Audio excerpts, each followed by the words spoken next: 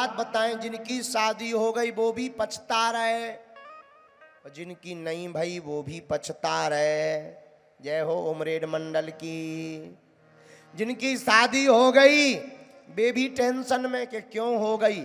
अच्छा, जिनकी शादी हो गई 3-4 महीना बाद उन्हें संन्यास लेने का बड़ा ख्याल आता है।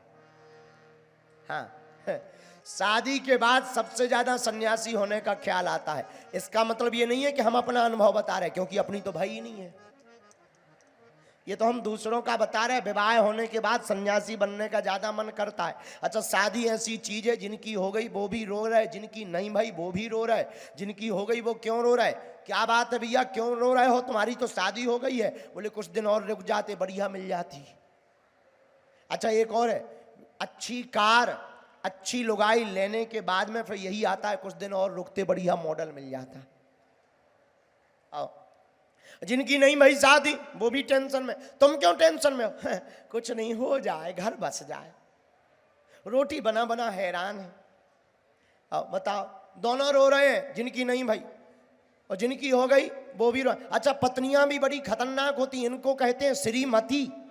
श्रीमती के आने के बाद पुरुषों की अपनी मति खत्म।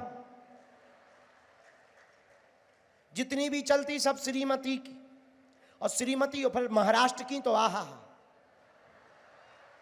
महाराष्ट्र के पति पत्नी नई नई शादी हुई, मोहाड़ी के रहने वाले चंगीलाल और मुन्नी बाई, दोनों की शादी हुई।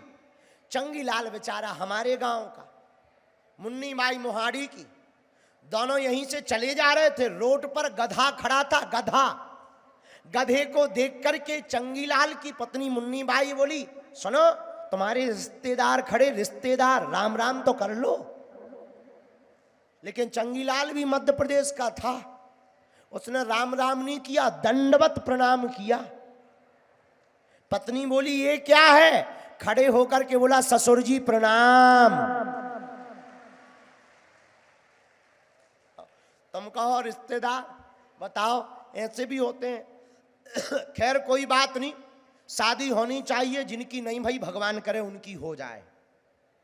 इसलिए हो जाए कि शादी के बाद ही पता लगता है कि सन्यास कितनी अच्छी चीज है। बोलो जय सिया राम, जोर से बोलो, और जोर से कहो, और जोर से कहो। अच्छा, कथा में बैठे जितने पति हैं हम उनके चेहरे देखते हैं, वो तभी हंसते हैं जब उनकी पत्नी हंसे। हाँ, क्योंकि उनको ये डर लगा रहता है कि ये हंस रही कि नहीं। बड़ी आफत होती है। और पतियों की तो इतनी आफत होती है। एक पति नास्तिक था, पत्नी बड़ी हैरान। पत्नी बार बार कहती पूजा पाठ तो करो, पूजा पाठ तो करो। दिन भर दूसरों को देखते रहते, पड़ोसन को देखते रहते, डूब मरो। अब पति भी बेचारा परेशान, उसने पूजा पाठ इतनी शुरू कर दी कि 6 घंटा ध्यान में। अब इसने सोचा कि शायद अब पत्नी की बुद्धि ठीक हो जाए, पर पत्नी इतनी खतरनाक, अपनी सहेली को फोन पे बता रही थी कि पहले तो पड़ोसन के चक्कर में था, आजकल इतनी पूजा कर रहा परियों के चक्कर में है।